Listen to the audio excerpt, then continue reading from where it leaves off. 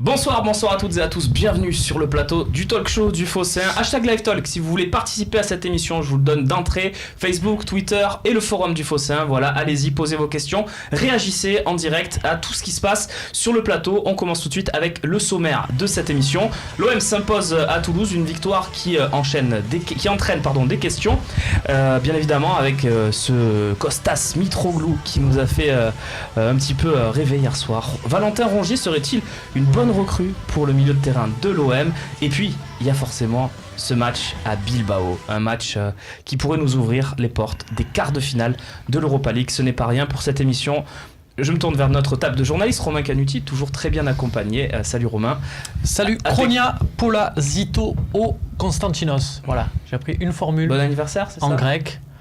Je pense. Ouais, pas sûr, je suis même pas sûr. Je pense. Je salue, c'est mon grand camarade, mon mentor Philippe Ardouin, qui est grec. Ça ne s'entend pas forcément la sonorité, Philippe mais qui est grec. Voilà, peut-être, qui m'a appris cette phrase, je la récite en espérant que ça porte chance. Et entraîne-toi à la dire sans regarder ta feuille pour la fin de l'émission, s'il te plaît. Je vais essayer. Michel Aliaga de France Télévisions, France 3 Provence-Alpes, chef des sports, est avec nous. Salut Michel, comme toujours, on attend tes tacles avec impatience. Oui, gentil. Surtout aujourd'hui. En face de vous, messieurs, Maxence Volpe, évidemment, notre consultant tactique et technique. Salut Maxence. Salut à tous. Et à tes côtés, on a le plaisir d'avoir Yvan Lemay. On t'a souvent pendant les périodes de mercato où c'est très animé, ça fait plaisir aussi de t'avoir dans une période où c'est peut-être un peu plus calme, où je me trompe, peut-être que c'est pas justement une période calme. Un peu plus calme. C'est un peu plus calme, ouais. Donc, bonsoir à tous. Voilà, on te sent un peu plus posé, détendu, c'est vrai. C'est vrai. Tiens, Yvan, on commence avec toi. Qu'est-ce que tu as pensé de cette victoire à Toulouse de l'OM? L'OM qui finalement tient le coup sur cette fin de saison. Une victoire un peu à l'arrache, mais une victoire qui fait du bien, qui fait plaisir, et surtout des points d'avance sur les confrontations à venir. Non, une belle affaire. Hier soir, c'était vraiment une belle affaire, je pense. Personne ne s'attendait à une fin de match pareille. On reparlera avec toi quand même de ce petit choc entre les deux Olympiques, parce que tes déclarations sur l'OL la dernière fois ont fait beaucoup parler, donc on verra si tu as changé un petit peu d'avis sur les deux effectifs par exemple. Maxence, à tes côtés. Maxence, on va regarder les buts avec toi si tu veux bien nous les décrypter tout simplement, les buts de l'OM sur ce match, notamment le deuxième, même si le premier c'est du classique quand même. Ouais, c'est du classique et il faut rendre quand même hommage à Ocampos en ce moment parce que je le trouve quand même très très très performant alors qu'on n'entendait pas beaucoup en début de saison. Là on voit le but. L'erreur elle est de qui sur ce but rapidement, Max?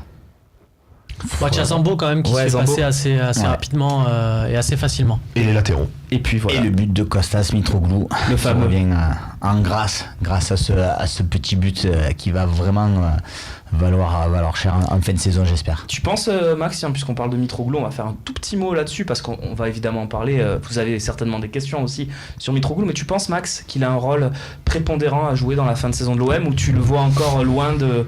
Parce qu'il y a quand même le débat là qui va s'instaurer. Il y a le débat. Moi, je vais te dire aujourd'hui, ce qui m'énerve dans tout ce que j'entends, c'est que tout le monde dit en ce moment, mais je vous l'avais dit, Mitroglou, il fallait laisser ça change. J'ai l'impression qu'on revit le OM for back tout le monde y était, mais personne. Bon, là c'est un peu pareil.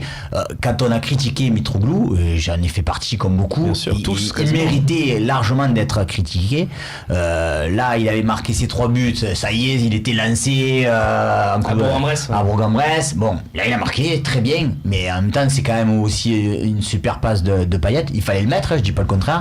Mais après on va voir, il faut peut-être pas s'exciter et se dire que d'ici la fin de la saison il va encore appeler Tessin quoi. Il a tout dit, je mets un petit bémol, je l'avais trouvé à Bourg-en-Bresse, même si c'est une Ligue 2, je l'avais trouvé intéressant, je l'avais trouvé un peu plus vif, moins pâteau, précis dans ses déplacements et devant le but, et je pense que la blessure, elle est mal arrivée à ce moment-là, et là je l'ai retrouvé, même s'il a joué qu'un quart d'heure et qu'il n'a pas non plus marqué 4 buts, je l'ai retrouvé intéressant physiquement, et je pense qu'en cette fin de saison, il peut nous être utile. Mais comme tu le dis si bien, moi j'ai fait partie de ceux qui l'ont critiqué, et il passe pas de déchet à Ballon d'Or. Faut pas exagérer. Quand il est rentré hier, beaucoup ont dû se dire, on se mettre les mains à la tête.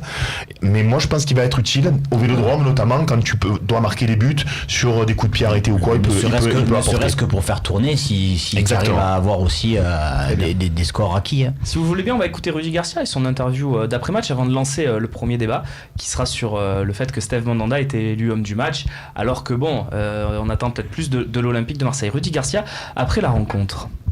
C'est pas plus mal qu'on gagne que 2-1 et qu'on bataille jusqu'au bout pour tenir le résultat. Parce que c'est un match qu'on a gagné grâce à notre esprit d'équipe. Voilà, on a vraiment joué en équipe ce soir. Et puis grâce à notre caractère aussi. C'est pour ça que je dis que ça me déplaît pas d'avoir bataillé pour gagner ici. Oui, Romain, tu voulais intervenir? Ouais, je trouve que sa phrase elle est pas mal. Au début, quand j'ai entendu le début, ça m'a fait un peu bondir quand j'ai entendu ça en direct. Et puis au final, c'est vrai qu'il a raison. Il y a une certaine solidarité qui se crée comme ça. Et on sait que les groupes, quand ça enchaîne des victoires, que ça apprend à tenir derrière. Hier, je sais pas vous, mais contrairement par exemple au match de Coupe de la Ligue à Rennes ou quoi que ce soit, là j'étais parfaitement serein. Je savais, par exemple, à Saint-Etienne, je savais qu'on allait se prendre un but. Enfin, on voyait, dès l'heure de jeu, on s'arrête de jouer, on encaisse des vagues, on n'était pas du tout. Là, hier, notamment grâce à Steve Mandanda, voilà, ça lance peut-être un peu ta partie, qui était vraiment parfait dans les dernières minutes dans le domaine aérien et qui était vraiment très intéressant à ce niveau-là. Il y avait une sérénité qui se dégageait, on savait qu'on n'allait pas en prendre. Il y a sur la fin, tu veux dire. La sérénité à partir du moment où on a marqué. D'accord. Parce qu'à 1, on savait pas qu'on allait mettre le 2. Il fallait le virer, oui, ça va de soi. Romain, tiens. Est-ce que c'est un problème que ça soit Mandanda qui ait été l'homme du match? Il y a eu ces parades à la 60e, là, cette double parade assez exceptionnelle. Romain, est-ce que c'est problématique pour toi? Parce qu'on se dit quand même qu'à l'OM, ça doit pas être le gardien l'homme du match. En fait, le goal, c'est quand même un des postes importants dans le football. Steve Mandanda, si on regarde bien cette saison, il est quand même derrière pas mal de victoires importantes. Je pense à Nice, notamment. Quand tu gagnes 4-2, à la fin, il te sauve quand même. Il sort un penalty, c'est pas rien. Donc, il est quand même derrière des trucs. Ça compte. Évidemment que oui, il masque à lui seul cette période, on le disait, là, de la 20e à la 70, 75e. Donc c'est très important. Tout ce match-là, il est pour lui, grâce à Mandanda. Il n'y avait que Mandanda. Mais c'est une équipe. Et c'est pas un problème pour toi? Si ça se répète sur plusieurs matchs, oui. Si c'est de cette manière-là occasionnelle. Là, sur ce match-là, j'ai envie de te dire, Rome, il faut pas faire la fine bouche du tout, parce qu'on a fait un talk jeudi ou vendredi, et il y avait Babou sur ce plateau, et il nous disait, à juste titre, il avait peur, il nous disait, mais vous êtes sérieux, vous pensez vraiment qu'on est capable de gagner à Toulouse sans Thauvin? Et là, on a gagné au coup d'envoi sans Thauvin et sans Payet. Et ça, on a dit ça arrive jamais, ça. C'est-à-dire que, pour vraiment parler de l'animation du jeu, quand t'as pas Thauvin et pas Payet, on l'a vu notamment en Europa League, la phase de poule d'Europa League, c'était extrêmement dur dans le jeu. Et là, ça l'était pas un peu hier d'ailleurs. C'était le cas. T'avais Toulouse en face, c'était pas fou, mais voilà. Toulouse d'ailleurs, ça dit en passant, tu montrais le premier but en disant c'est bien, c'est des actions on a l'habitude. Luis Gustavo 2 fois sur corner, 2 fois totalement libre. C'était Mboula qui était à son marquage. Bon après il y a certains journalistes qui le mettent en top à la fin du match, mais bon visiblement ils mettent des sangarés aussi, c'est pas évident. Voilà, la dédicace est passée. Romain, en face de toi, on va demander à Yvan, est-ce que pour toi c'est un problème que ça soit Mandanda qui est fini meilleur joueur du match? Un problème entre guillemets, voilà, on a gagné comme dit Romain. Si tu joues contre Monaco, PSG, c'est pas surprenant. Là tu joues Toulouse, ils jouent le maintien, ils sont 18e je crois ou 17e, donc très mal classé. Donc tu joues contre une équipe qui se bat pour rester en Ligue 1 comme Lille, donc c'est quand même assez surprenant, voilà. Maintenant c'est vrai qu'il n'y avait pas une équipe pour tenir le ballon non plus, tu n'as pas de Payet, tu n'as pas de Thauvin. Il y a eu un bon Ocampos hier soir, plutôt surprenant par rapport à ses prestations classiques ou habituelles, mais il a été plutôt bien. Et je pense que oui, c'est quand même surprenant que quand tu vas jouer à Toulouse, ça soit ton meilleur joueur, ce soit le gardien de but quand même. Michel?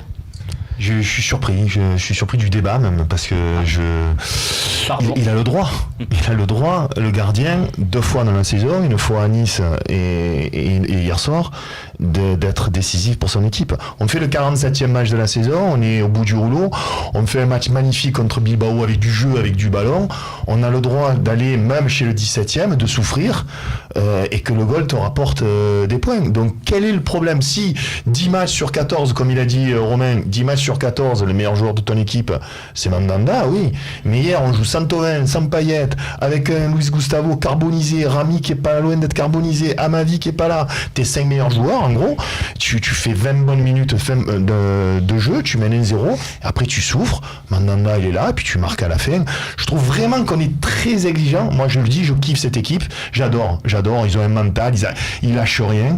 Elle m'a encore fait plaisir hier soir, et donc je suis un peu surpris qu'on dise c'est inquiétant, Michel, si une fois de temps en temps le goal il fait le job. Je pense qu'il vaut mieux Voilà. prémunir, c'est ce que veut dire Romain. C'est-à-dire que je pense C'est que. pas méchant, hein, ce que Non, je mais dis. bien sûr. Moi, je pose juste les questions. Hein. Oui, mais bien sûr, mais ta question derrière, je sais un peu les idées qu'il y a derrière. C'est un peu de se dire, tu joues tous les 3 jours. Si c'est pour qu'on se dise, on est trop fort, mais qu'on enchaîne des défaites, qu'au final on soit éliminé sur tout le tableau, c'est un peu de se dire, alors qu'il y a 2 semaines on était fatigué, savoir s'il faut pondérer cette victoire, j'imagine, hein, ou est-ce qu'elle est dans cette dynamique-là où on se dit, Non, mais attention quand même, on n'est pas non plus tiré d'affaire. Max, peut-être pour La logique de la question, je pense que c'est aussi que passé un moment en début d'année, on a eu pas mal de clean sheets d'affilée. On voyait que les autres équipes ne se procuraient pas beaucoup d'occasions. Certes. Bon, là, tu as eu Paris, on va pas revenir 50 fois, mais tu as pris 2 fois 3 buts, donc forcément c'est qu'ils se sont créés des occasions.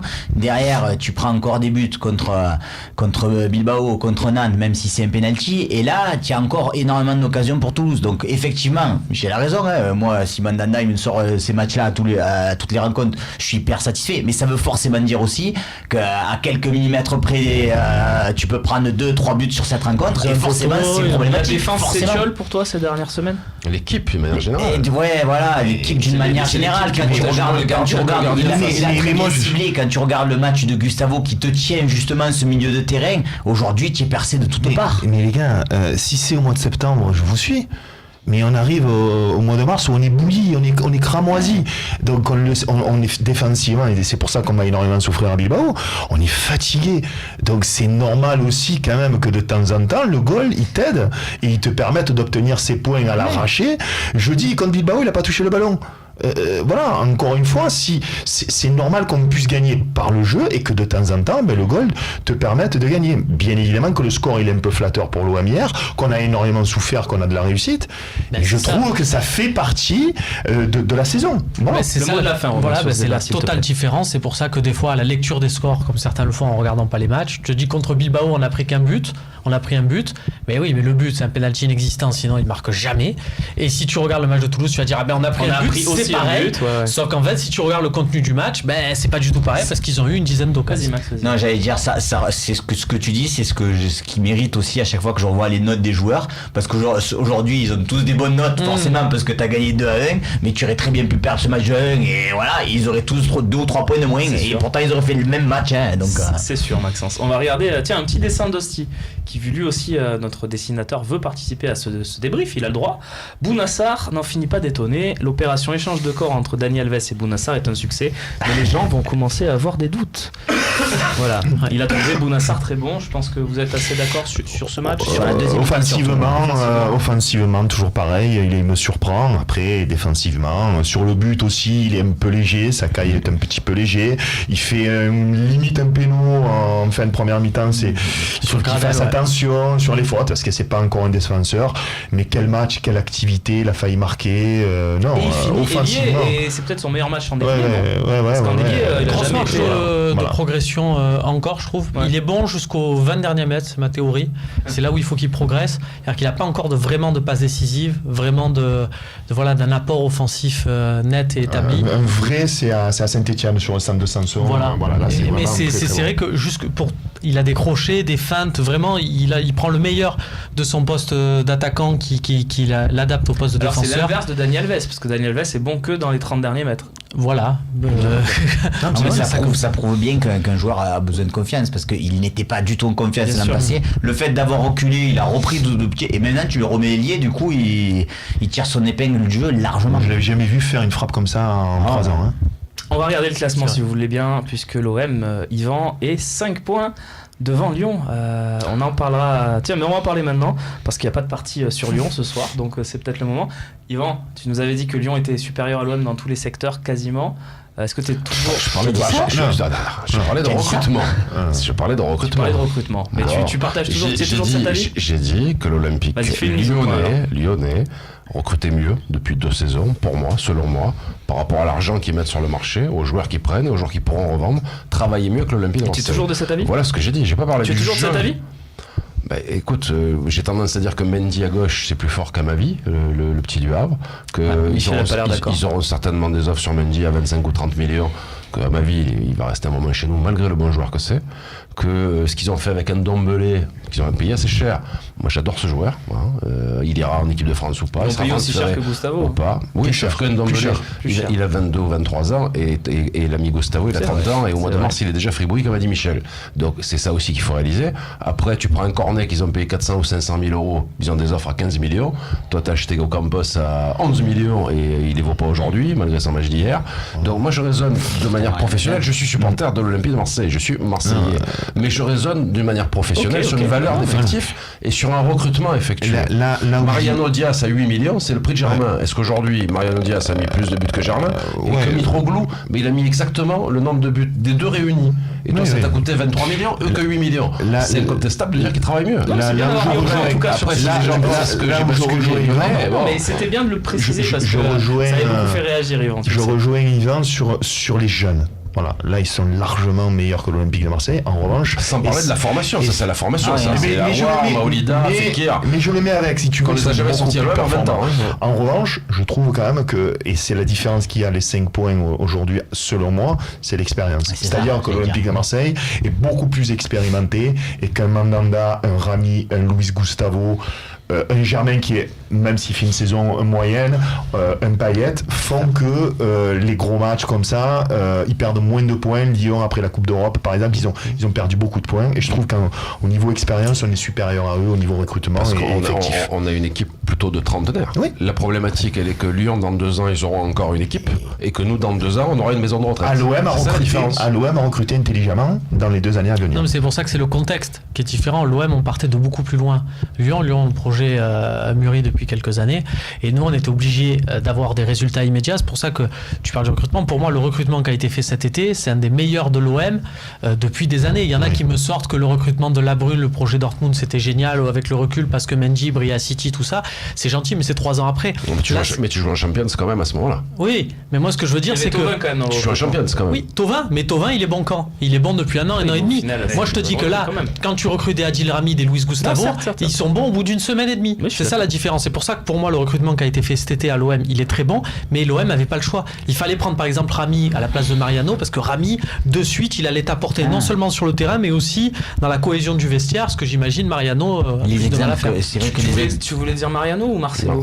Marcelo, excusez-moi. Les exemples que tu as pris, c'est vrai qu'ils sont très bons, mais c'est vrai qu'à la limite, si vraiment ils avaient voulu compléter leur panel, et encore fallait-il pouvoir le faire, ils te prenaient un Rami ou un joueur de ce calibre-là pour tenir, parce que là c'est ce qui manque aujourd'hui. Là il serait peut-être 5 points devant toi, quoi. Notamment au milieu de terrain, ce milieu de terrain, Ndombele, donc je parle qui est très fort, mais c'est Ndombele, Aouar, Touzard, c'est très jeune, et ça manque dans certains matchs un petit peu de fermeté, un petit peu d'expérience pour garder. Ils ont perdu beaucoup de points où ils menaient 3-1, ça manque un petit peu dans ce domaine-là. On a un tweet de Hervé Lodrom sur le hashtag LiveTalk. Je vous rappelle que Monaco Hervé Lodrom, bien sûr. Oui, non, mais tu vois les trucs que je ne vois pas. C'est pour ça aussi qu'on se complète bien, Romain. Je vous rappelle que Monaco a beaucoup souffert à Toulouse. 3 partout, on rappelle le score, en ne jouant que le championnat. Voilà, petite pondération aussi. Arbitrage aussi. Oui, c'est vrai. On va regarder le calendrier maintenant, si vous le voulez bien, pour ces prochaines semaines de l'Olympique de Marseille et aussi des rivaux. Parce que, tiens, Max, est-ce que tu regardes. Vous allez tous me dire juste vers le haut ou vers le bas. C'est là où vous regardez le plus pour les prochaines semaines. Max, est-ce que tu regardes vers le haut ou vers le bas? Honnêtement, juste vers le haut ou vers le bas? Pour l'instant, je regardais vers le bas. Voilà, je te le dis honnêtement. Pour l'instant, je regardais Lyon. Aujourd'hui, il va y avoir un match très prochainement. Je vais commencer peut-être à regarder vers le haut. Ok, sérieusement. Et aujourd'hui? Mais là, je regarde plutôt vers le haut. Voilà. On rappelle qu'il y a 4 points sur Monaco et 5 sur Lyon. T'as quand même un bon calendrier. Quand même. Donc on regarde vers le haut ou vers le bas, Yvan? Dijon, 3, Montpellier, pas évident. Lille qui joue le maintien, qui s'en sort pas. Bon, on regarde vers le haut? Oui, bah ouais, quand même. Romain? Alors, ça coûte rien, tu peux dire je regarde vers le haut, je regarde vers le bas. En vrai, tu fais les deux. Tu fais les deux. Tu as suffisamment de temps libre pour regarder les matchs. Ce que je te dis, c'est que je regarde plus vers le bas, dans le sens où pour moi, Monaco, le fait qu'ils jouent plus de Coupe d'Europe, c'est un ensemble de choses. Ils sont programmés tous les vendredis. Ils ont un effectif, une équipe type qui s'est dessinée. Pour moi, c'est Monaco. Par photo, vers le bas. Oui, mais juste il va falloir enchaîner. Il a mis pour aujourd'hui. dimanche prochain, si tu bats Lyon, il n'y a plus de débat. C'est Monaco qui a le calendrier le plus difficile de ce que je vois. C'est le calendrier le plus difficile et pour Monaco. Certes. Après, Lyon n'a pas un calendrier énorme non plus, hein, mais bon, c'est le niveau. Allez messieurs, il faut avancer. On a encore beaucoup de choses à faire dans cette émission. On va faire une petite partie maintenant sur la nouvelle donne au milieu et vous allez le voir, il y a des surprises sur le temps de jeu.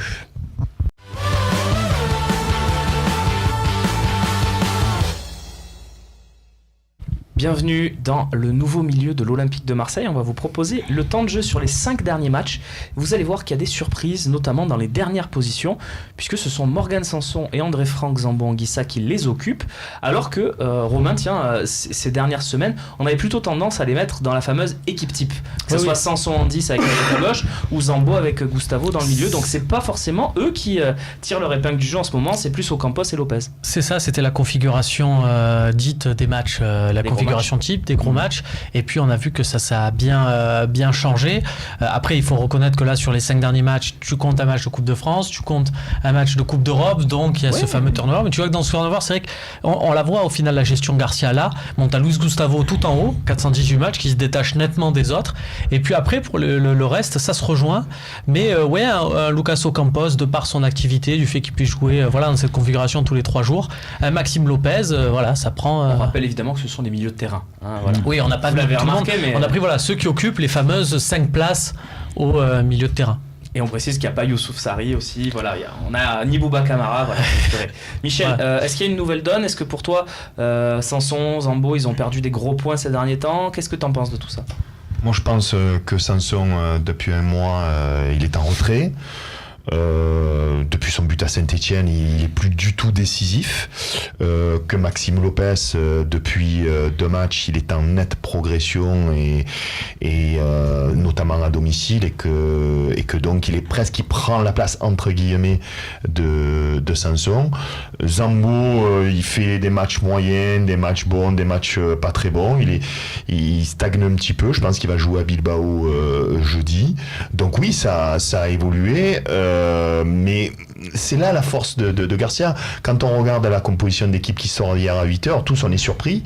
Payet, il a beaucoup d'alertes musculaires, il joue pas. Donc c'est Sanson qui joue, Lopez qui joue. On est tout le temps surpris, il fait énormément de tournées. Et donc on peut pas donner un milieu type si ce n'est Luis Gustavo, pour moi. Yvan, est-ce que ça veut dire que Lopez, il est passé clairement pour toi devant Sanson et Zambo? Ouais, momentanément. Rudy, j'ai travaillé 5 ans avec lui quand il était à Dijon, donc je connais un peu sa gestion humaine et des joueurs. Et c'est vrai qu'il essaye de prendre le garçon du moment. Si ce garçon, à ce moment-là, il est bien, 2 matchs, 3 matchs, 4 matchs, il va le laisser, même si c'est contre les statuts, contre les phénomènes de salaire ou de statut, je dirais. Il a cette capacité-là. Après, il a raison, parce que quand tu as un joueur qui tient plus debout, et c'est le débat pour Luis Gustavo, à un moment tu es fatigué, même si tu t'appelles Luis Gustavo, est-ce que tu dois continuer à jouer ou pas? Et la question se pose. Alors c'est notre prochain débat. Juste avant de le lancer, je vais entendre Maxence quand même sur ça. Est-ce que pour toi c'est logique de voir un Maxime Lopez s'imposer comme ça devant Sanson et Zambo? Il a réussi, Rudy Garcia, à concerner tout le monde, et c'est ça qui est énorme, parce qu'aujourd'hui Maxime Lopez, oui, en plus on vient de voir le calendrier avec les matchs que tu vas jouer, entre guillemets, des matchs peut-être faciles. Moi clairement, si je peux aligner à chaque fois Gustavo et Maxime Lopez, je le fais, quitte à sacrifier Zambo Anguissa qui fera peut-être encore des bouts de match. Après, par rapport à Sanson, je l'ai déjà dit, je le répète, il paye le fait que Dimitri Payet est vraiment très très très très très fort en numéro 10, et que donc du coup une fois que tu as mis Payet en 10, sur le côté gauche il a pas forcément sa place, et surtout qu'Ocampos se désorce à ce poste-là. Et même à côté de Luis Gustavo, il est moyen. Et à côté de Luis Gustavo, je préfère y mettre Lopez. Non, je préfère y mettre Lopez, ou soit tu bétonnes, tu mets Sanson, soit tu veux faire Zambo, du jeu, tu mets Lopez. tu veux dire. Zambo. Tu bétonnes, tu mets Zambo. Oui, non, Zambo, et soit tu mets Lopez si tu veux faire du jeu. Oui, mais Romain, pas forcément d'accord. Les matchs où que Sanson a disputé avec Luis Gustavo, alors ça commence à remonter, mais les matchs qu'il a disputé à ses côtés, il a été très bon, notamment le match à Rennes. Dans le jeu, c'était peut-être le match le plus convaincant de la saison. mais ça commence à dater. Moi, je pense que tu mettrais pas Lopez si tu devais faire un choix pour faire du jeu. Mais moi, je pense que Sanson lui reproche beaucoup le fait qu'il soit au final dans la même zone que Payet et que Payet se soit mis en 10. Moi, je pense que c'est pas une question de poste. Je pense que quand Sanson est bon, et il a été au cours de la saison, le débat se pose pas. Tu mets Payet à gauche, Sanson, et tu fais des super matchs. Tu fais même tes meilleurs matchs. Le souci, c'est que je pense que Sanson, pour le moment, là, en ce moment, il est un peu en dedans. Donc voilà, la chance de la rotation, il est sur le banc et tu as du Max Lopez. Yvan, est-ce que c'est Sanson et Zambo les candidats principaux à un éventuel départ pour toi en fin de saison? Ce sera le mot de la fin, parce qu'il va peut-être falloir vendre un joueur. Est-ce que c'est dans ce secteur où on a l'air fourni quand même? On a Lopez, on a Sanson, on a Anguissa. Pour un poste, on a l'impression. Sanson dans le sens, il va être demandé par le marché ou parce que tu veux pas le conserver? Non, Sanson et Zambo qui vont être demandés forcément. C'est des jeunes, des milieux de terrain. Je suis pas convaincu on l'a payé 12 millions, je crois, Sanson. Je suis pas convaincu qu'il y ait des offres à 20 millions sur Sanson cet été. Ah ouais? On verra. Et il a des stats pourtant, comme tu aimes bien le rappeler. Ouais, mais c'est un certain prix aussi. On l'a payé cher. Et Zambo aujourd'hui, c'est un joueur qui va être demandé, mais je pense pas que les clubs vont faire des folies non plus, quoi. Et pour nous aujourd'hui, c'est un bon joueur, mais c'est pas. Même en Angleterre, ils vont pas faire des folies sur Zambo. Quand tu dis pas de folie, c'est-à-dire tu mettrais. Des folies, je parle quand tu as 25 millions sur la table et que tu te dis je peux pas garder le joueur. Faut pas garder le joueur à cet argent-là, à ce niveau de transfert-là. Je vends pour acheter 3 joueurs et. En revanche, une équipe, quoi. C'est fini avec l'argent. Pour finir, ce qui est bizarre, c'est que moi qui suis pas un fan de Sanson, il a des stats véritablement, alors que par exemple Zambo et Lopez c'est quasiment 0. Zambo encore pire que Maxime, quoi. C'est tout. Ouais. Mais c'est vrai que tu parlais de la forme du moment et tu avais raison de l'insister parce que si on se projette en fin de saison, si on me dit qu'il faut garder ou Lopez ou Sanson, par contre je pense que en ce moment je mettrais Lopez, mais en fin de saison je garderais peut-être Sanson. Il y aura forcément ces débats en fin de saison, messieurs. On le sait, au Phocéen, le mercato il débute dès la fin du dernier match du championnat. Dès le 31 janvier. Oui, voilà aussi. Un peu comme dans ta cellule de recrutement, enfin de gestion de joueurs. Ouais. Le mercato c'est toute l'année. Déjà, nous, bien sûr. On a laissé passer 15 jours pour laisser un peu les clubs tranquilles et puis après, de toute façon, même eux reviennent vers nous. C'est le métier. On part tout de suite de Gustavo, tu le disais, est-ce qu'on va pas le reposer, tout ça? C'est le thème du troisième débat.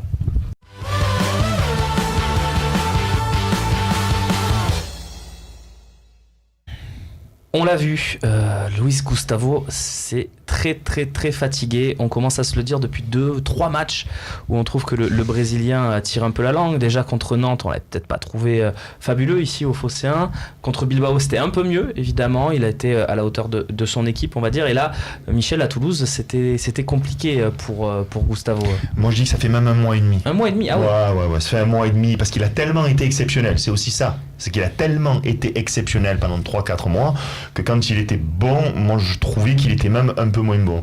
Et là vraiment, il avance plus, il n'arrive plus à faire le pressing haut, il perd énormément de ballons sur ses passes, notamment de l'intérieur du pied où chaque fois il cassait les lignes.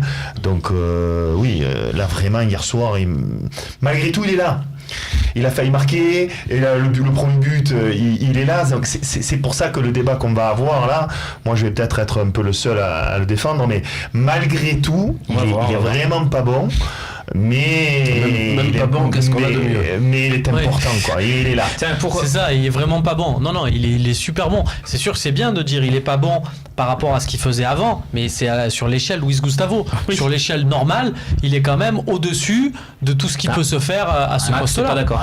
Mais sur le match d'hier, sur le match à Toulouse, je suis clairement pas d'accord. Mais alors clairement pas d'accord. Vas-y. Parce que sur le nombre de ballons qu'il perd. Ça, c'est le nombre de passes qu'il perd, c'est ce que j'ai dit. Mais non, mais je réponds plus à Romain que ce que. C'est contre nous, ça. Non, je trouve vraiment que c'est ce qui m'a fait vraiment de la peine, c'est même la fin de match. 2-3 fois, il y a des accélérations toulousain, il fait même plus l'effort. Mais parce qu'il peut plus, hein, c'est pas qu'il veut pas, c'est qu'il peut plus. Donc à un moment donné, il faudrait que Rudy Garcia. Alors on y va. On rentre dans le débat. On rentre dans le débat justement. Il y a cette passe décisive quand même, involontaire peut-être de la tête ou volontaire, on sait pas trop sur le but d'Ocampos, mais il est décisif. Est-ce que on amorce un petit peu ce qu'on fera dans la partie 6, le coach c'est nous, mais est-ce que vous le mettez à Bilbao titulaire jeudi? Ou est-ce que vous le gardez au frais pour Lyon? Parce qu'il y a Lyon derrière aussi, c'est 2 matchs capitaux cette semaine pour l'Olympique de Marseille. Yvan, t'as pas entendu sur le débat, qu'est-ce que tu fais de Luis Gustavo jeudi? Moi je pars du principe que tu peux pas lever ton meilleur joueur de l'équipe, même s'il est bouilli. Voilà. Titulaire alors. Quand tu es l'effectif qu'on a, c'est-à-dire 14 joueurs, si tu es Paris Saint-Germain ou que tu as 30 joueurs, on est d'accord. Mais vu qu'on les a pas, on n'a pas le remplaçant sur lui, même fatigué, même oui, on n'a pas mieux. Tu peux mettre Anguissa, qui tu veux, tu n'auras pas mieux. Donc je le fais jouer et Bilbao et contre Lyon. Titulaire. Après, si tu mènes 3-0 à Bilbao, parce que c'est un miracle, tu vas le sortir et le reposer. Mais pour attaquer les matchs, pour attaquer les 2 matchs qui sont le tournant de la saison, les 2 matchs sont le tournant de la saison, on ne peut pas dire autre chose. Tu es obligé d'attaquer avec lui, pour moi. Maxence. Je suis pas forcément pas d'accord avec Yvan. Le problème, c'est qu'aujourd'hui, moi, j'ai vraiment peur d'une blessure, quoi. Donc, je veux pas porter la poisse. Il y a la trêve internationale. Oui, mais c'est pas grave. D'ailleurs, il n'est pas sélectionné. Tu regardes. Vous avez certainement vu cette image à un moment donné en fin de rencontre aussi, où ils se tiennent derrière la cuisse. Ça veut tout dire. À un moment donné, il ne pouvait plus hier. Donc, ça veut dire. Qu'est-ce que tu fais? Tu le mets pas? Je sais pas que je le mets pas. C'est que je ne peux pas le mettre si je suis Rudy Garcia. Après, je suis pas dans le groupe, on n'est pas à l'intérieur du groupe. On va voir ce qui se passe lundi, mardi, mercredi, on va voir ce qu'il dit. Mais s'il est logique, Rudy Garcia, il doit l'économiser au moins pour ce match. Mais alors, c'est simulation, parce que moi je veux bien ne pas le mettre, et je suis d'avis de ne pas le mettre du tout et qu'il se repose. Je trouve que Thauvin c'est parfait. On dit qu'il est blessé. Au final, l'opération est bonne. Comme ça, tu chauffes pas les autres, parce que là c'est pareil. Si tu dis à Luis Gustavo, à Bilbao, on le met pas, Luis Gustavo, ils vont se chauffer eux à se dire, regardez, ils nous prennent pas au sérieux et compagnie. Alors que là, tu dis, il y a une blessure, il reste à Marseille et tout. Le mec de la même façon que Payet n'a pas joué à Toulouse. Alerte musculaire, il a eu une alerte musculaire, on le conserve. Si tu dois le faire rentrer en deuxième mi-temps, tu le fais rentrer. Le problème, c'est que si tu es à Bilbao et que finalement t'es mené 2-0, donc tu le fais rentrer à la mi-temps, et qu'à la mi-temps, au final, il va plus forcer sur ces 45 minutes où il rentre que pendant 90 minutes où tu le mets de suite et où il sécurise entre guillemets le match. Parce qu'il y a 0-0. Donc c'est toujours très compliqué. Et puis surtout, ce qu'il faut pas oublier, parce que là, on est tous à se dire, il faut faire reposer Luis Gustavo. Mais si tu le fais reposer à Bilbao, que tu te fais éliminer à Bilbao, mais Rudy Garcia, il se prend.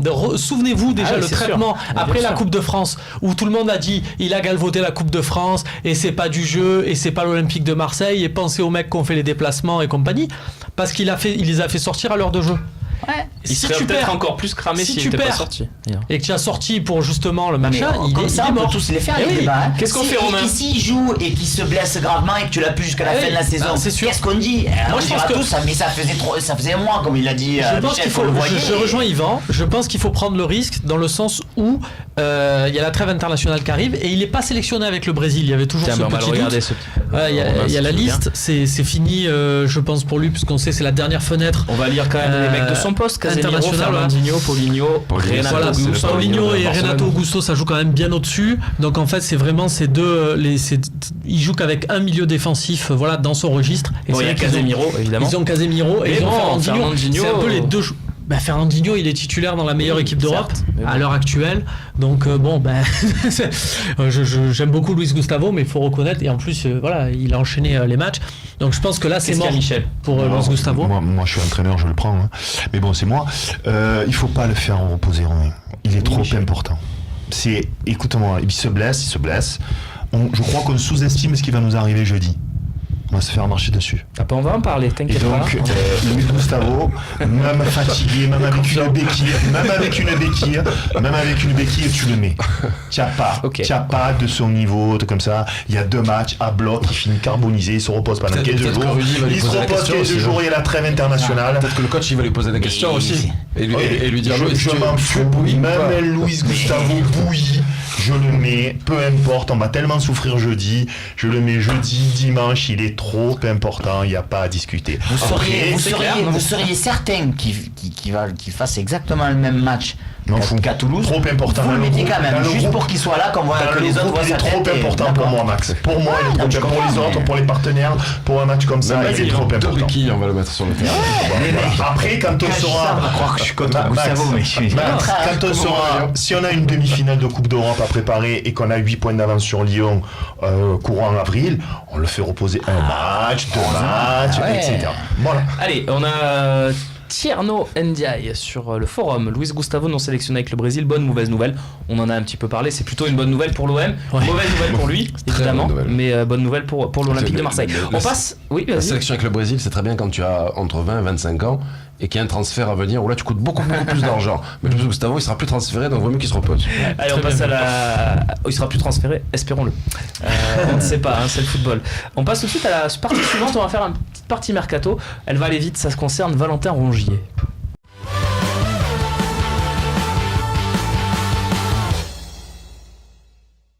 Valentin Rongier, tiens Romain, tu voulais parler de Rongier ce soir parce qu'on en a beaucoup, on l'a vu déjà au Vélodrome et puis il a fait une sortie médiatique au Canal Football Club. Ouais, on a peut-être l'extrait on va le regarder évidemment. Très bien, mais tu as raison, il fallait en parler parce qu'il fait beaucoup parler sur les réseaux sociaux notamment. Valentin Rongier, on a des questions sur lui ce soir d'ailleurs, donc on écoute ce qu'il a dit, c'était hier soir sur Canal+. J'ai pas un plan de carrière qui est tracé. Aujourd'hui, je suis sous contrat avec le FC Nantes, mais je l'ai déjà dit, et je suis quelqu'un d'ambitieux. J'ai envie de découvrir le très haut niveau. Et si jamais j'ai l'opportunité de toucher à ça, eh ben je vais y réfléchir très fortement. Oui, et puis lui, contrairement à d'autres, est peut-être un peu moins supporter de Lyon. Oui, parce que c'est surtout ça ce qui est génial, c'est la séquence d'après, on lui dit alors, ta famille vient de Lyon, tout ça, et il dit non, mais je supporte pas Lyon, ouais, je regardais les matchs, mais non, ça m'intéresse pas. Enfin, il a voulu bien montrer. Dès que je suis parti à Nantes, il a dit c'était fini, j'ai tiré le trait. Je connais pas Lyon, je sais pas ce que c'est, je sais pas le situer sur une carte, tout ça. Donc c'est vrai que sur le coup, quand on sait, voilà, l'antagonisme du dossier Dubois, qu'il a vécu lui de l'intérieur, parce qu'il a vu Dubois avec les supporters nantais qui disaient s'il te plaît, va pas à Marseille, tu te dis que oui, c'est des petits signes comme ça qui font que c'est peut-être intéressant. Tu nous as bien introduit cette partie, Romain, de débat, évidemment. On va regarder ce qu'a dit Andoni Zubizarreta, puisque lui aussi connaît Valentin Rongier, évidemment. Le directeur sportif de l'OM sur le cas du milieu de terrain du FC Nantes.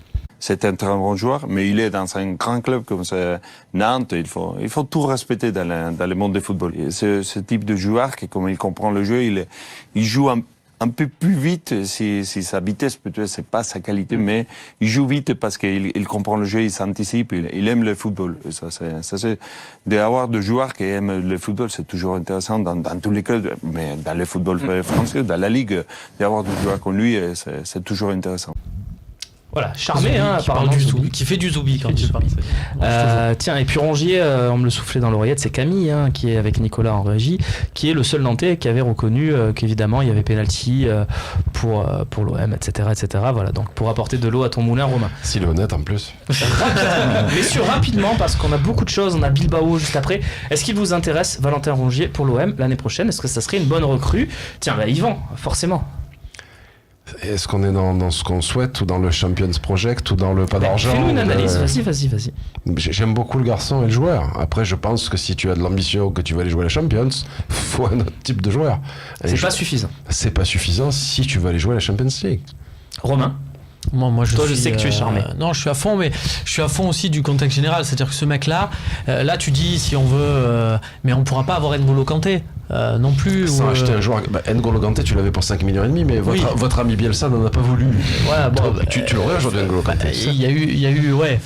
Tu l'aurais plus. Toujours, non, mais c'est toujours une version. Monsieur, donc t'aurais acheté 4 joueurs. Mais cet exemple-là est très parlant. C'est-à-dire que sur le moment, et juste après, quand on a signé Lassana Diarra, c'est pas Marcelo Bielsa, c'est le président de l'époque, Vincent Labrune, qui était tout fier de dire allez, regardez, on n'a pas pris N'Golo Kanté, on a pris Lassana Diarra en se disant c'est.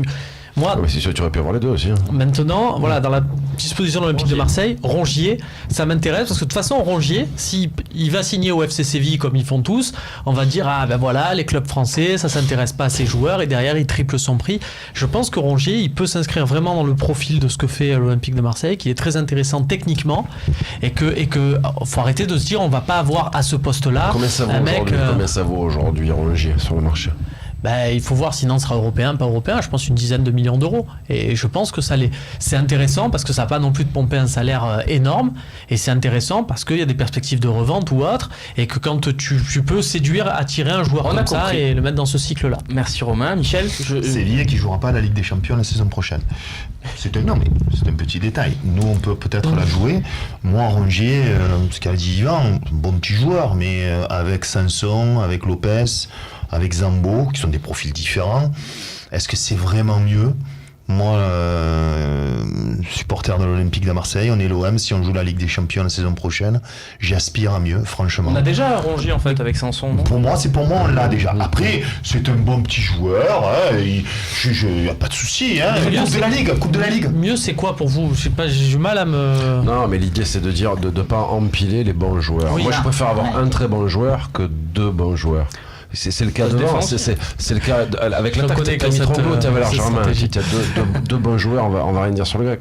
On a 2 bons joueurs, 2 bons attaquants. Mais je préfère mettre 23 millions, ce qui a été dépensé pour les 2 sur un joueur, et prendre un international espoir. Si on avait la chance d'en former un jour, ce serait bien. Ça coûte cher les internationaux espoirs. Que tu te fais prêter par Inter, par Juventus, qui va faire la doublure, qui va jouer 15 ou 20 matchs à l'année, le club propriétaire sera content. Et toi, tu auras un gros attaquant. Voilà ce que je préfère. Et aujourd'hui, Rongier, c'est un vrai bon joueur. Mais tu vas venir dans une zone où tu as déjà des bons joueurs, personne au-dessus du lot, à part Luis Gustavo. Et regarde, il n'y en a qu'un, et on pleure aujourd'hui, il est fatigué, on va le faire jouer. Et Romain, si tu gagnes la Ligue Europa et que tu fais la Ligue des Champions, il n'y a pas des milieux de terrain qui vont vouloir venir à l'OM?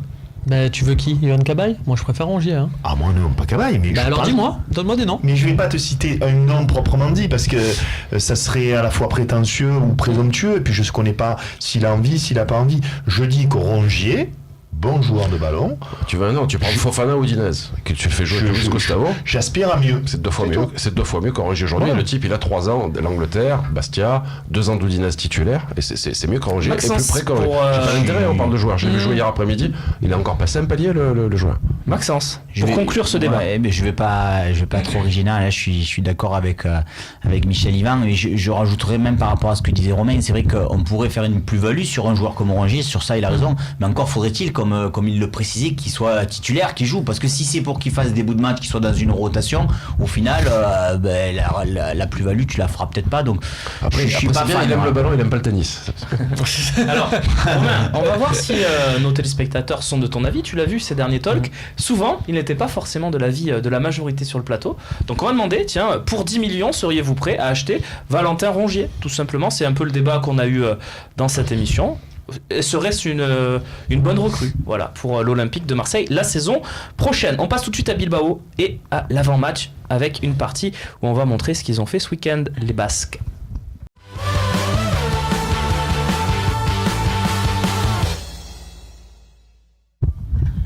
Messieurs, l'Athletic Bilbao va nous recevoir à San Mamés jeudi à 19h. Juste avant de rentrer dans le débat des compos, je vous propose tout simplement, comme dans de nombreuses émissions, les images de notre adversaire de jeudi avec une victoire 2-0 sur le terrain de Leganés. La bonne nouvelle pour l'OM, c'est que le double buteur du match, Raúl Garcia, messieurs, sera suspendu. Voilà, donc c'est très bien. Hein, il a marqué ses 2 buts. Voilà, il a permis de reposer certainement aussi des joueurs qui seront sur le terrain face à nous. Mais il jouera pas, lui en tout cas, face à Marseille. Pour ce match d'Europa League. Oui, Romain, tu veux rajouter quelque chose voilà, assez rapidement parce que j'ai envie de passer au compo là tout de suite. Bien sûr, je comprends. Tu parlais du turnover. Voilà, par exemple, Adouriz n'a pas joué ce match. Voilà, il s'est reposé pour jeudi, donc méfiance. Comme Thauvin un peu chez nous, quoi. Ils ont fait ce qu'ils ont pu. Les Basques, on va regarder. Maintenant, les compos, voilà, c'est le moment. C'était important de vous montrer ce qu'ils avaient fait. Hein, les Basques qui ont donc retrouvé la victoire parce qu'ils restaient sur 2 défaites d'affilée face à Séville en championnat. Et puis, face à Marseille, au Stade Vélodrome, on passe tout de suite au débat sur les compos.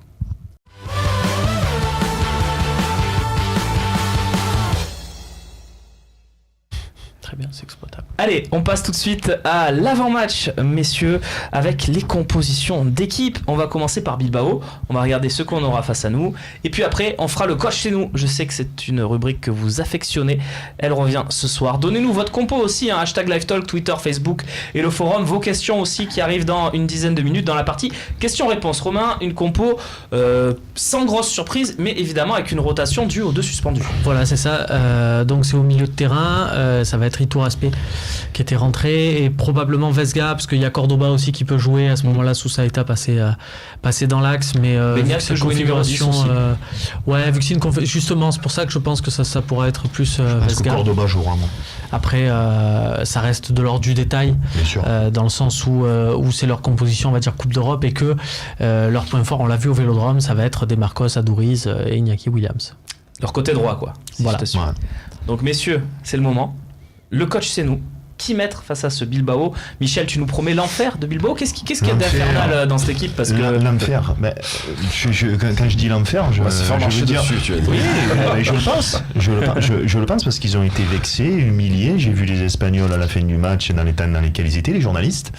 C'est difficile, le match retour à Bilbao. Historiquement, le Real et le Barça, quand ils vont à Bilbao, ils se font bien secouer. Et je pense que ça va être un combat avec une volonté comme Braga l'a fait, de marquer en première mi-temps. Ils ont les armes pour nous secouer, tu penses? Ils ont les armes parce qu'ils ont beaucoup de joueurs d'expérience méchants. On l'a vu au match aller. Voilà, donc des joueurs méchants d'expérience. Ils ont Benat qui est pas mal. Ils ont Balenciaga qui est pas mal. Ito Aspe et Sousaïta, c'est 2 coureurs à pied qui peuvent mettre le pied. Exeta aussi. Aduris, il marque un match sur 2. Bon, il a marqué à l'aller, donc ça c'est bien. Non, moi je suis inquiet. Voilà, je suis inquiet parce que ça peut aller vite et qu'on est fatigué. Qui est inquiet comme Michel juste avant de faire la compo? Vous êtes inquiet, honnêtement? Il faut pas prendre. Ça reste quand même une équipe. Non, ne pas les prendre à la légère, mais est-ce que tu es inquiet? C'est pas pareil. Non, je pense qu'on a quand même la capacité de gérer, et qu'on a surtout bien préparé avec le tournoi. Y a-t-il de l'inquiétude en face de toi? Inquiet? C'est une équipe qui a du caractère, ce que disait Michel, et manque de talent. Est-ce que tu es inquiet? Je l'ai toujours dit. Oui, je suis quand même inquiet. Tu joues pas la Juventus sur 1, mais ça va quand même être compliqué. Après, tu es une équipe qui manque de talent, selon moi, qui a du caractère, et Michel a raison. Donc, c'est le type de match où tu dois arriver sur le caractère, sur l'envie à passer. Allez, on va voir la compo, messieurs, que vous feriez si vous étiez Rudy Garcia. Gardez en tête qu'après ce match, il y a Lyon au Vélodrome dimanche, et gardez en tête qu'après Lyon, il y a la trêve internationale. Voilà, si ça peut vous aider à faire, mais vous le saviez déjà, évidemment, mais je le rappelle aussi pour les téléspectateurs. On regarde tout de suite la compo que vous feriez avec donc Mandanda dans les cages. Là, il n'y a pas de débat. Ça va. Premier débat, qui à droite, qui à gauche. Voilà, vos latéraux. On va commencer avec toi, Romain, tiens. Moi, je mets Sakai à droite et Amavi à gauche. Oui. Voilà. Michel? Pareil, et moi le match de Lyon n'a pas d'importance pour moi. Là, je fais du Garcia, c'est le prochain match le plus important. Oui, t'as le droit. Voilà. Je fais pareil que Romain. Oui, tout le monde? Exactement pareil. De toute façon, ça, on l'a dit répété, quand on l'aligne, c'est peut-être pour se porter vraiment vers l'avant à domicile. Bon, là, tu es à l'extérieur, tu dois tenir un résultat autant sur facilement. Moi, je partirais Sarr à droite et Sakai à gauche, plutôt. Et je pense pas au match de Lyon non plus. Pourquoi tu ferais ça? Au niveau défense, parce que je pense que Sarr a les cannes en ce moment et que tu lèves pas un joueur qui fonctionne bien du terrain. Et à ma vie, je suis très contrarié sur ce qu'il a fait à Paris, contre Paris. D'accord. Et donc sur un match aussi important, il faut pas d'erreur. Donc après tu peux dire Bonassar dans les 20 mètres il est dangereux. Petit bémol, messieurs, juste je vous rappelle que Sakai enchaîne beaucoup de matchs ces derniers temps. Lui n'a pas soufflé. Voilà, donc. Si, il a pas joué il est rentré contre Bilbao. Si je ne dis pas de bêtises. C'est vrai, tu as raison. J'ai rien dit, je le retire. Ce que dit Yvan est pas bête sur Amavi. Vous me l'avez signalé sur ce plateau en disant Amavi un peu moins bien en ce moment. Et c'est vrai que voilà, son geste d'humeur, là, son carton jaune à Toulouse. C'est bête. Suspendu à Dijon. C'est pas terrible. Ça, il fait pas une mauvaise rentrée. Oui, mais donc, et on voit quand même qu'il y a un ballon côté gauche centré. C'est une occasion de Germain, c'est un ballon par un joueur qui est gaucher. Allez, à la différence de Sakai. Il n'y a pas forcément de débat parce que vous êtes 3 à être d'accord. Voilà, on fera peut-être des débats sur la charnière, non? Parce que c'est Rolando. Vous êtes tous d'accord? Oui. Même toi, Yvan? On n'a pas trop le choix. On embrasse Ayman Abdel. On peut jouer Michel si tu veux. Si je vous ai suivi. Vous m'avez dit, vous êtes 3 à m'avoir dit, je veux Gustavo titulaire. Vous confirmez, Michel? Pas photo. Romain? Ouais. Yvan? Oui. Bon, donc on joue avec Gustavo, Max, même si tu l'aurais pas non, mis. mais moi je suis très content quand je joue avec Gustavo. Mais c'est quoi ta perte? Je vous dis que j'espère juste. T'aurais mis Zambo Sanson? J'aurais peut-être renforcé. Si je sors Gustavo, en fait, j'en mets plus pour pouvoir compenser. T'aurais mis quoi? J'aurais peut-être mis Zambo, Boubacar Kamara et Sanson pour bétonner. Ah oui. Camara, il n'a pas joué depuis 4 mois, le mettre à Bilbao, c'est mais à un moment donné, de toute façon, tu veux mettre qui si tu sors Gustavo? C'est pour ça que je suis assez d'accord avec vous quand on dit qui a rejoué là ce week-end. On peut pas le sortir. Mais moi, j'ai tellement peur qu'il se blesse. Je me dis qu'avec même l'équipe sans Gustavo, on pourrait passer. On part sur Gustavo du coup, Max. Du coup, tu mets qui à côté, toi? Puisqu'on t'impose Gustavo. Moi, je mets Zambo. Zambo. Zambo sûr, parce que pour moi, Zambo sûr, parce que du coup, le fait qu'il soit sorti à Toulouse et que là, il va falloir du costaud. Sur un match dur et engagé, Zambo, il a la doublette. Michel, je sais que c'est Zambo. C'est évident par rapport à ce que j'ai dit. Romain aussi. C'est évident, surtout pour Lyon. C'est-à-dire que je le mets plus là, en pensant aussi à Lyon après. Pour avoir Lopez contre Lyon. Pure logique de turnover là. Ouais, à voir. Voir peut-être Sanson un peu plus bas. Peut-être Sanson. On passe au milieu de terrain. Thauvin, s'il est là. Tiens, Thauvin, est-ce que vous prenez le risque de le mettre titulaire alors qu'on rappelle qu'il devrait être dans le groupe 1 selon les dernières infos, mais est-ce que vous le prenez le risque de l'aligner, Florian Thauvin? Non, par rapport à une blessure, par rapport à l'état physique. Par rapport à ses contusions sur la cheville qu'il a reçues au dernier match. Non, Michel? Non, parce que pour deux raisons. La première, je continue, ça va être un combat, ça va être difficile, et ils vont s'occuper de lui. Et la deuxième, je pense qu'il a vraiment pris sur le tendon d'Achille. Ah ouais, il a pris cher. Et sur la cheville, il est vraiment... donc on le garde pour... mais je croyais qu'il n'y avait pas de match de Lyon. Mais non, mais... Excellent. On le fait se reposer. Parce qu'il n'est pas en état. Il a amené, il a mis des petites feuilles sur le trou et il a amené gentiment. Et c'est la famille. J'ai fait un bisou après l'émission. Donc pas de Thauvin. Romain Thauvin ou pas? Maxime Lopez. À droite? À droite. Ouais. Michel, qui à droite? Tiens. Bounassar. Je suis Yvan qui est dans une forme exceptionnelle. C'est quelqu'un qui va nous permettre de défendre. Et comme à part Thauvin, pour moi, il n'y a personne qui vraiment... je mets Bounassar qui a fini à Toulouse comme ça. À Toulouse aussi. Je pensais pas qu'il était aussi abîmé, entre guillemets, Thauvin. Si c'est le cas, alors tu mets le boucher au Campos. Au Campos, je mets à gauche. Moi, je mets de l'autre côté. Je mets à gauche. Mais vous m'avez convaincu aussi sur le Bounassar droite. Mais je sais pas si c'est ce que tu voulais dire, Bounassar à droite tout à l'heure. Ah non, moi, Bounassar, tu le mets derrière. Latéral. Mais là, du coup, c'est vrai qu'à la réflexion, moi, je mets aussi Bounassar devant Sakai. C'est très bien. Donc, on a 2 Sarr, un Lopez. Et un Ocampos à droite, tu veux le mettre à droite? Je vous mets un Ocampos. J'ai très belle pièce là, à droite. Tu le mets où Ocampos? À droite, je le mets sur Thauvin, mais j'ai entendu ce que... Et à gauche, tu mets qui? Du coup, toi? Ocampos. Donc tu fais Payet, Sanson et Ocampos, toi? Je pense. D'accord. Lui, il veut mettre Ocampos, donc c'est à l'arrivée. Sur un match dur, comme tu as dit, parce que tu m'as fait peur, maintenant tu m'as angoissé avec ce match. Donc sur un match difficile comme ça, où il faut des mecs qui maillochent, et c'est vrai que Thauvin il va revenir fatigué. Non, je veux juste avoir votre trio, après on verra si c'est ça. Le trio, pardon. Le trio, Sarr, Payet, Ocampos. Romain? Maxime Lopez, Payet, Ocampos. Et toi, Max? Sarr, Sanson, Campos. Sarr, Sanson, Campos. Bon, messieurs, ça sera donc Sarr à droite, Payet en 10 et Ocampos à gauche, puisque ils sont majoritaires tous sur les postes que vous m'avez dit. Voilà pour votre milieu de terrain. Romain, c'est pas exactement ni toi Maxence que vous aviez choisi, mais ça colle quand même avec votre l'essentiel, c'est vraiment le Amavi Ocampos côté gauche, je pense, pour contrer le côté droit de Marcos et Williams qu'on a vu tout à l'heure. Après Payet, il a la capacité de faire courir le ballon. On sait et puis il a été économisé ce genre de match. Je voyais aussi Maxime Lopez, parce qu'en attaque, pour moi, donc ça permet d'introduire, moi en attaque, je mettrais Clinton Ng pour ce match-là. Pourquoi tu mets pas Payet? J'allais dire juste Payet. Je pense que ce qui a été annonciateur à Toulouse en disant là, Sanson, il a un abattage beaucoup plus. On y va quand même pour pas prendre de but, on y va pour défendre. Donc si moi j'ai 3 joueurs qui cavalent de tous les côtés et qui peuvent. On a même 5 avec Sarr et Ocampos au milieu. Ça fait un milieu cavaleur. Ouais. Du coup, tu joues sans Payet, sans Thauvin. Comme tu as joué à Toulouse. Oui. Mais tu joues donc, alors, votre attaquant, on a Clinton, on a du Clinton NJ. On peut pas prendre de but. Ton attaquant, Mitroglou, Yvan. Écoute, mon cœur balance, mais c'est vrai que Clinton, c'est peut-être pas une mauvaise idée. Eux, ils vont vouloir attaquer, ils vont vouloir marquer vite. Clinton NJ, du coup, en contre, ça peut les glacer de suite. Ou Germain ou NJ, j'attaquerai pas. Germain ou NJ, tranche. Bon, attends, tu vas trancher après, Michel. Moi, comme j'ai mis une équipe de coureurs à pied qui me défend beaucoup, je mets Germain. Germain. Max? Parce que pour qu'il y ait quand même des joueurs... J'aimerais que la table Maxence Yvan me donne son attaque. Moi, s'il vous plaît. Je mets NJ. NJ et Yvan. Je pense que la meilleure idée, c'est de ni Mitroglou ni Germain, mais NJ sur un match comme ça. C'est Clinton.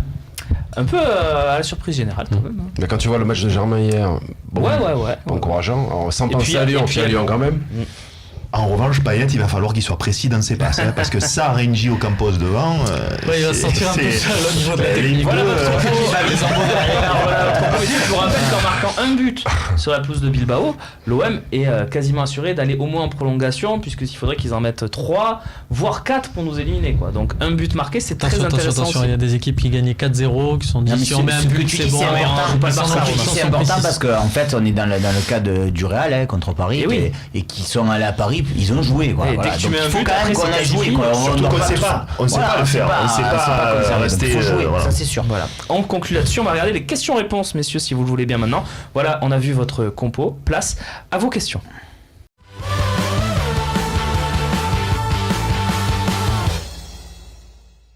J'ai pas entendu ce que tu m'as dit. J'ai pas entendu.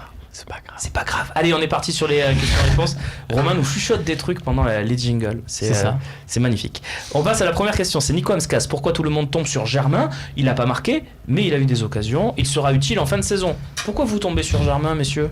On tombe là, j'ai pas entendu, nous en tout cas tous les 4 on n'est pas tombés. Après moi je peux lui répondre quand même qu'entre Bilbao et Toulouse, moi j'aime bien Germain, entre Bilbao et Toulouse, il doit quand même au moins en mettre un au fond. J'aime bien les phrases qui commencent par moi j'aime bien. Oui, j'aime bien Germain, mais je te dis qu'entre Bilbao et Toulouse, pour répondre à Nico Amskas, je pense qu'il doit en mettre un au fond. Pour le dire différemment, quand tu as 3, 4, 5 occasions et que, ou plutôt je vais dire différemment, si tu as une occasion que tu la mets pas au fond parce que tu n'as pas de chance, parce qu'il a fait 2 super gestes, c'est vrai que c'est passé à chaque fois ça, ok, la deuxième tu dis vraiment pas, mais au bout de 5 occasions en 2 matchs où ça passe à ça, ben tu te dis ouais mais mon gars, il faudrait qu'à un moment donné tu cadres un peu. Toujours presque, mais jamais. Il y a notamment le corner en première mi-temps là où il met le pied sans trop le mettre, qu'il est à 2 mètres de la ligne et qu'il le rate. Si c'est au Campos, il la met peut-être au fond, il manque un peu peut-être un peu de rage. Cette phrase quand même, cette phrase, si c'est au Campos, il la met. J'aurais jamais pensé l'entendre. Mais on m'a compris. Peut-être un peu de la tête en seconde période, je crois, il doit claquer. Et à un moment donné, il doit claquer. Nico Amskas, pourquoi tout le monde tombe sur Germain ? C'est l'histoire de l'Olympique de Marseille. Le mec marque pas, on lui tombe dessus. Et encore, on lui tombe gentiment pour l'instant. Voilà, c'est du rugby. On lui tombe dessus, c'est dans la mêlée, mais on se relève et on rejoue. C'est pas marqué quand même. Et on en parlait en off. Tu imagines quand même que sur cette saison, qu'on est tous d'accord pour dire qu'elle est quand même fabuleuse pour l'instant, on joue sans le fameux grand attaquant. C'est ça, imagine que Mitroglou, là, il soit revenu métamorphosé comme 15 buts d'ici la fin. Il va revenir métamorphosé, Mitroglou. Yvan, tu y crois encore ? Non. Évidemment, on passe à la question suivante. Peut-être une question sur Mitroglou, qui sait. On va voir ce qui nous attend, parce que c'est vous qui faites cette émission. On désigne souvent Gustavo Thauvin comme la star de cette OM, mais la vraie star, est-ce que ça serait pas plutôt Garcia ? Tiens, Yvan, t'as pas parlé sur la question précédente, est-ce que t'es pas d'accord avec ça ? C'est le parigo, tiens. Tout à l'heure, quand il y avait le 11 titulaire, juste avant que vous le leviez du 11 qui va jouer à la Bilbao, ça me rendait triste quoi, de voir ces noms-là, cette équipe-là, sincèrement. Bon. Ah bon ? Bah oui, parce que je vois quand même beaucoup de matchs, une dizaine de matchs tous les week-ends, des matchs de Ligue 2 aussi, mais des matchs européens aussi. Bon, quand je vois l'équipe qu'on a, sincèrement, il y a du cœur, il y a de l'envie, il y a tout ce que tu veux. C'est vrai qu'ils te font plaisir, les petits sur le terrain. Mais je veux dire, ça manque tellement de par rapport aux joueurs qu'on a connus au club, à l'Olympique. Je regarde souvent le Napoli jouer. Encore une fois, ils ont le même budget que nous, quoi. Ils font rien de plus que nous dans les bureaux. Ils travaillent, hein. Et ils ont une équipe où je me régale de les voir jouer, qui gagnent ou qui perdent. Et tu vois, tu parles de Garcia, je le compare un peu à Sarri, parce que le projet napolitain avant qu'il soit le bon joueur, Sarri le coach, pardon, était vraiment le porteur du projet napolitain, c'était le coach. Et t'as un peu l'impression à Marseille que c'est ça, quoi, que c'est plus le coach qui fait que ça fonctionne, que véritablement le talent des joueurs, parce qu'on n'a pas une grosse équipe. Plaisir cette année, on prend pas du plaisir cette année. Je prends plus de plaisir que ce que j'ai vu avant, mais parce qu'on a gagné les matchs, on a mis des 6, des 5, des 3, des 4 à 0, on a du ballon contre Bilbao, c'était magnifique. De par mon travail, je vois beaucoup de matchs. Quand je regarde l'équipe que je supporte, et j'ai envie de prendre plus de plaisir qu'un match que je regarde. Moi je te réponds, cette année je prends du plaisir. Moi qui étais plutôt quelqu'un mentalité italienne, que la gagne était importante plus que le jeu, j'ai un petit peu évolué là-dedans, et je trouve que cette année, par rapport à l'an passé, évidemment c'est pas le même effectif, on prend beaucoup de plaisir au Vélodrome, que ça soit dans les résultats et dans la façon de jouer. Je trouve qu'elle est ambitieuse souvent, sa composition d'équipe, de plus en plus avec Lopez qui a 4 joueurs offensifs, et moi je trouve que le travail de Garcia il est remarquable. Tu me donnes Bielsa, je ne le prends pas. Moi je dis bravo Garcia, franchement, ce qu'il fait cette année, c'est exceptionnel, quels que soient les 2 mois qui arrivent. Ce que fait Rudy est top, il tire 150% des joueurs, on est bien d'accord, je parle de l'équipe des joueurs qu'on a, où je suis attristé du niveau de la valeur individuelle. Je comprends. Il disait Ocampos, quand il te dit Ocampos, c'est grave de dire il l'aurait marqué le but, c'est pareil quoi, même moi je te dis mais Ocampos aujourd'hui sur le terrain, mais c'est par défaut, parce que t'as rien d'autre. Parce que dès que tu as un Payet ou un Thauvin qui est plus là, on n'a pas mis Sanson. On n'a pas mis Sanson. C'est ça ma tristesse. C'est la tristesse de là où je te rejoins, c'est le banc. C'est-à-dire qu'on a que 13-14 joueurs et que quand il nous manque 2-3 joueurs, c'est vrai que c'est triste. C'est cache-misère. Mais le projet, au début du projet. Chaque chose en son temps. Début du projet, ça fait 2 ans. On n'a que 14 joueurs, on en avait 0. On peut pas en avoir 28 d'un coup. Et puis là aussi, on me dit un peu tout et son contraire, parce qu'on dit on a que 14 joueurs et quand tu démarres à 11 et que tu fais les 25 premières minutes que tu as fait à Toulouse et que tu te dis t'as pas Thauvin, t'as pas Payet, t'as pas Mavi, t'as pas Mitroglou, bon peut-être tu as Gustavo Carbo. Voilà, non mais voilà. Par contre la question est quand même très bonne parce que là où on est quand même et on finira sur cette question. Cruel, on aura encore 2 questions quand on perdait. Mais qu'est-ce qu'on a démonté Garcia, Et là, s'il n'y a pas cette question-là, à aucun moment dans le talk on a dit ce qu'il a fait Garcia, ce qu'il a fait le tournoi. Il faudra qu'on ait fait des parties sur le jeu. On a fait des parties sur sa gestion. Alors c'était pas le même présentateur, je suis d'accord. On a fait des parties quand même sur le jeu. Non, mais là aujourd'hui on en a pas parlé parce que quand même il te fait rentrer Mitroglou et Payet et dans les 30 secondes qui suivent, Mitroglou marque, Payet passe décisive. C'est quand même énorme. Il faudrait juste le souligner quoi. Et quand René, quand ça 5 minutes, il dit quand on voit la composition d'équipe à 20h, on se dit c'est pas possible la compo qu'il met et puis finalement il a raison. Contrairement à Bielsa qui faisait le 11 qui changeait pas, que le mec il a eu la malaria la veille, il jouait quand même, lui il fait comme je te disais, c'est le joueur du moment. Et en ça, Garcia est meilleur entraîneur que Bielsa. Romain, il faudra vraiment qu'on ait un débat sur le talk ces prochaines semaines sur le jeu de Garcia. On n'a pas vraiment eu de vrai débat sur le jeu, c'est intéressant parce que mais j'ai entendu Michel dire si peu importe ce qui se passe les 2 derniers mois, Garcia une façon de parler Romain. Oui, parce que tu vas revenir là. Moi je reviens, j'assume. Je te dis que les 6 mois qu'il a fait Garcia, ils sont exceptionnels. On enchaîne avec Carbone 14. Tu préfères, alors la règle du tu préfères, c'est qu'il n'y a pas de joker, messieurs.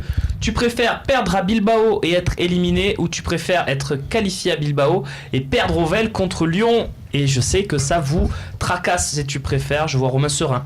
Oui, serein. Moi, on a suffisamment d'avance sur Lyon. Je veux passer en Ligue Europa. Je veux vivre des émotions européennes. Michel. Idem. Je veux aller au bout. On perd contre Lyon en vélo. M'en fous, on a 2 points encore d'avance. Et je veux gagner cette coupe. La question c'est Carbone 14. 5 - 3, il reste 2. Oui, moi je suis championnat. Je préfère prendre des points championnat. Max 2 contre 2. 2 contre 2. Bon, merci Carbone 14 parce que donc normalement tu. Non, moi je veux gagner l'Europa League. D'accord. Ça te fait rire, hein?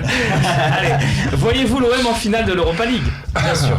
Bien sûr, tous les jours. Et je te rappelle. Je les vois, non mais je les vois après. Je te rappelle qu'il y a quelqu'un autour de cette table qui l'a dit en décembre. Michel, tu l'as dit en décembre, c'est vrai ici, t'as dit que tu pensais qu'on gagnerait ou qu'on s'en finale. Non, j'ai dit, on peut peut-être, j'y crois en cette équipe et on peut peut-être y aller. Après, y voir, ça toutes les années j'y crois. Moi même les années où on n'est pas qualifié, je peux dire que j'y crois. J'ai dit qu'on pouvait la gagner. Juste si vendredi quand on va se retrouver, imaginons après une qualification qui reste malgré tout statistiquement logique de l'OM à Bilbao, si on tire je sais pas le Dynamo de Kiev, est-ce qu'on va pas quand même y croire qu'on peut aller en finale de l'Europa League? Bien sûr, mais quand on a tiré le Shakhtar en 2009, on était en quart, je t'ai dit j'y crois, ça coûte rien, j'y crois. Bon, ça coûte rien. On a perdu et voilà, on peut gagner aussi. Mais oui. À force de le dire, je suis sûr que ça va arriver, c'est pour ça que je le répète encore une fois, si à la fin de la semaine qui vient, t'as gagné ou tu es qualifié à Bilbao et tu gagnes Lyon, ça veut dire que dans un coin de la tête des dirigeants de l'OM, peut-être ils vont commencer à se dire aussi avec Monaco qui perd des points. Oui, mais là tu vas peut-être commencer à la jouer à fond là. Oui, parce que si tu gagnes Lyon, t'as 8 points d'avance, on l'a pas dit. Tu vas Lyon, t'as 8 points d'avance sur Lyon. Donc du coup, si t'as plus trop rien à jouer à championnat façon de parler, ça va être après comme toujours Romain, le tirage au sort peut être important. Si jamais on se qualifie parce qu'on va souffrir. Mais là c'est trop. L'Atlético Madrid et Salzbourg en quart de finale, c'est pas le même adversaire. Certes. Résultat du sondage #LiveTalk, vous seriez prêt à mettre 10 millions pour Valentin Rongier à 61%. Tu vois, on le disait, c'est souvent l'avis contraire de ce que vous dites. Voilà. C'est Romain. Chers experts. Après la question est orientée parce que c'est 10 millions. C'est pas tes 10 millions à toi. Je veux pas revenir sur. Tu les as les 10 millions sur Rongier? Mais ce que je veux te dire par là, c'est que quand tu dis ça, tu dis pas que t'en recruteras un autre. Si t'avais dit, est-ce que vous seriez prêt à prendre Rongier qui sera votre milieu de terrain l'année prochaine, je suis pas sûr que t'as 61%. On peut aussi appeler le président Kita pour savoir s'il est d'accord pour du vidéo. Non, mais Max, je veux dire, on a posé la question sur Iñaki Williams, je crois, en disant êtes-vous prêt à recruter Iñaki Williams? Et j'ai dit à Romain la même chose que toi. C'est évident, entre Iñaki Williams ou personne, tout le monde va dire mettons 30 millions. C'est comme dire je vais en finale d'Europa League, ça coûte rien, tu cliques sur un bouton. Et au final, tout le monde a dit on n'en veut pas de Iñaki Williams à 30 millions. Donc tu vois, finalement, c'est quand même un bon indicateur sur la cote des joueurs, je trouve, ces petits sondages d'émission. Bien sûr. Merci Yvan d'avoir été avec nous. Qu'est-ce qu'on peut te souhaiter? Un beau mercato d'été là, parce que ça va approcher. Oui, un beau mercato d'été, une belle fin de saison à l'Olympique de Marseille. J'espère. Il y a des gros trades qui se préparent. Bon, il y a quelques dossiers, on a pas mal de dossiers quand même. Tu vas lui donner un peu tes techniques là, je te donne 10 joueurs contre 3 joueurs. J'aimerais sincèrement arriver à faire. Mon objectif ou mon envie, ça serait d'arriver à faire un beau joueur. Moi, ils peuvent le trouver sur le mercato tout seul, mais d'arriver à trouver un beau joueur pour l'Olympique de Marseille, ça j'aimerais. Comme j'avais trouvé Baka, mais ils ont préféré je lui disais que les années Coupe du Monde, le mercato change évidemment par rapport aux prestations des joueurs. C'est vrai, mais en même temps, tu as vu qu'ils ont changé les dates en Angleterre. Il y a beaucoup de pays qui sont en train de changer les dates, et là, pour le moment, on parle d'arrêter le mercato mi-août en résumé. Donc, du coup, ça va quand même un peu rétrécir les dates de tout le monde et être obligé d'accélérer le travail, notamment de prise de décision des clubs, parce que nous, on est là pendant 3 mois. Très bien. Merci Michel également. On peut te retrouver où à l'antenne sur France Télé? C'est toujours le dimanche? Vendredi, samedi, dimanche, mais là je suis que sur l'OM, donc je vais pas présenter en fin de semaine. C'est le plaisir. Je m'occupe de Bilbao OM et de OM Lyon. Voilà. Il garde le blouson en cuir. Et il garde le blouson en cuir. Merci Romain, merci Max, à très vite tous les deux pour de nouvelles aventures sur le talk. Romain, peut-être donc tirage au sort vendredi. Peut-être, mais voilà. Oui. Si qualification hier, on se retrouve on se retrouverait comme la dernière fois à 13h le vendredi. Et puis un peut-être, mais il faut l'annoncer quand même parce que annonçons-le quand même parce que c'est bien des émissions sur le Phocéen en direct, voilà. Et puis le talk évidemment vendredi, puisque vous le savez, jeudi c'est Europa League. Salut, merci à Nico Chabert et Camille Dorès à la réalisation de cette émission. Excellente soirée à toutes et à tous.